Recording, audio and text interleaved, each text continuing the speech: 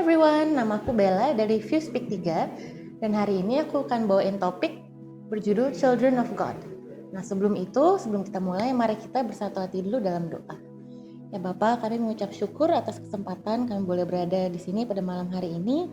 Kami juga mengucap syukur untuk kesempatan boleh berbagi tentang firman-Mu juga ya Bapa, dan kami berdoa agar apapun yang di-sharingkan pada hari ini boleh menjadi benih di dalam hati kami ya Bapa, dan bisa berbuah juga dalam kehidupan kami sehari-hari untuk bisa mengenal Engkau lebih lagi ya Bapa, dan juga agar bisa semakin serupa dengan Engkau saja. Thank you Lord, we surrender this time into your loving hands. Amen.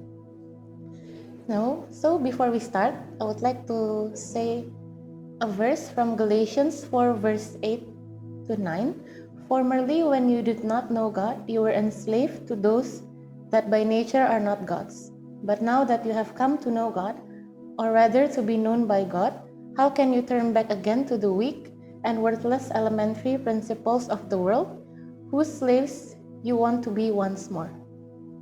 It is in our nature to be enslaved by sin.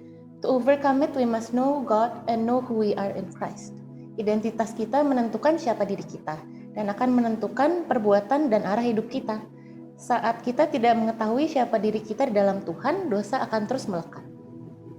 Saat gambar diri kita ditentukan oleh hal-hal duniawi seperti pekerjaan, peran dalam keluarga, kepandaian, dan lain-lain, akan sangat mudah bagi kita untuk tergoyahkan oleh dosa. Di saat kita mendapatkan pencapaian, kita bisa bermegah diri dan menjadi sombong. Tetapi di saat kita mengalami kesulitan, kita akan mengasihani diri sendiri dan merasa hilang arah. Kita tidak melihat Tuhan di dalam hidup kita, tetapi hanya melihat diri sendiri. Di saat kita membiarkan dunia menentukan identitas kita jadi selalu membutuhkan validasi untuk membuktikan bahwa kita berguna dan berharga. Nah, lalu bagaimana kita bisa lepas dari kehidupan seperti itu? Now in Romans 6 verse 6, we know that our old self was crucified with him in order that the body of sin might be brought to nothing, so that we will no longer be enslaved to sin. Nah, yang pertama, kita harus tahu dan percaya bahwa kehidupan kita tidak lagi ditentukan oleh perbuatan atau kebaikan kita, namun semuanya sudah ditentukan terlebih dahulu oleh Yesus. Bahwa kita sudah dibebaskan dari cengkraman dosa, hidup kita tidak lagi dinilai dari pencapaian kita, namun melalui pengorbanannya di kayu salib. Bayangkan betapa melegakannya hal tersebut. Penilaian hidup kita tidak lagi bergantung terhadap diri kita yang lemah ini, namun oleh Tuhan Yesus yang tidak bercacat celah. So God looks at our lives not through our own doings, but through Jesus' work on the cross. So there is no more condemnation. So when Jesus died for our sins, we take on a new identity that we do not define on our own, but one that God has given us and secured with His own Son's blood. We should not run to the world or even look to our own hearts to define who we are. Karena bahkan di Alkitab disebutkan bahwa hati kita licik dan tidak bisa dipercaya. So we look to God who has created us to define us, and He calls us His precious children. So ultimately that is who we are in Christ. Itulah hal kedua untuk bisa lepas dari hidup dalam dosa.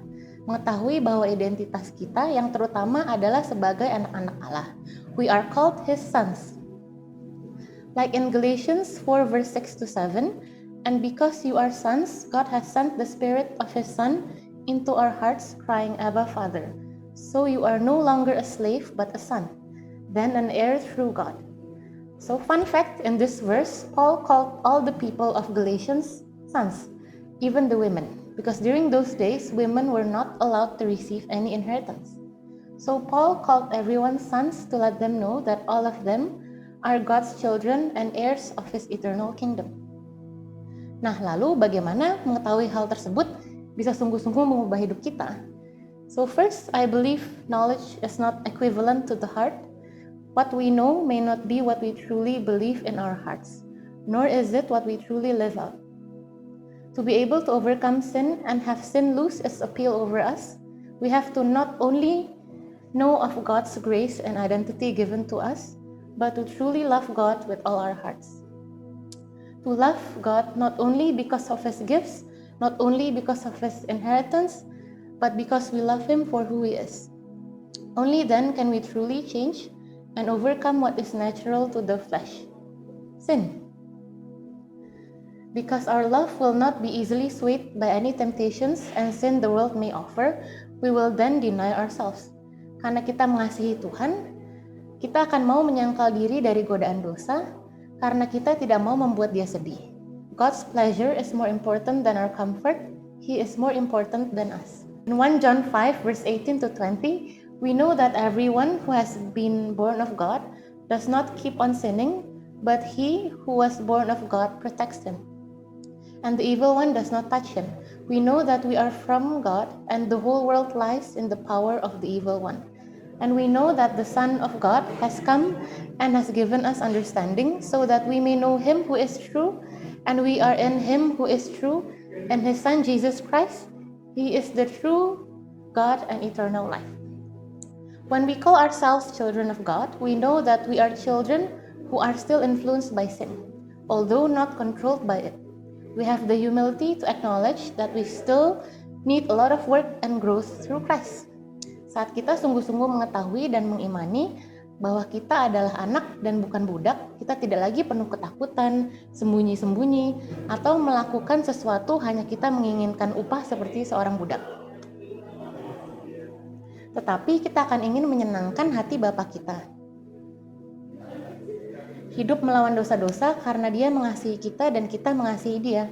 Kita tidak akan mau menyia-nyiakan maupun mengecewakannya. Jadi, kita melawan dosa bukan hanya karena kita takut akan konsekuensinya, namun dari kasih yang begitu besar di dalam hati kita untuk memberikan yang terbaik untuk Bapa kita. So, overcoming sin does not come from a place of fear, but from a place of grace and love. We will do it with joy, even when we stumble, to always come back to God no matter what. Jadi, to conclude, how do we overcome sin? First, we have to know who we are in Christ. Mengetahui identitas kita yang terutama bukan dari apa yang dunia bilang, bukan dari label-label yang dunia berikan, tetapi apa yang Tuhan katakan siapa kita sebenarnya, yaitu kita adalah anak-anaknya yang dikasihi. Nomor 2, to love God and see grace over sin. Karena kita adalah anak-anak Tuhan, kita mengasihi dia sebagai Bapa kita. Maka dari itu, kita lebih melihat kasih Tuhan and His awesome grace over sin. Jadi, di saat kita melawan dosa, kita tidak melihat, sebagai dosa yang sangat menakutkan saja, tapi yang terutama bahwa, ini dosa yang menyedihkan hati Bapa kita. Jadi, kita melihat dulu kasih Tuhan yang sesungguhnya, baru dari a place of that love and grace, kita akan menginginkan untuk melawan dosa-dosa yang sungguh sangat menyedihkan hati Tuhan ini. So, we see grace first and the love over the sin. Now, the last one is to constantly reflect to yourself and trusted ones and pray for help from God.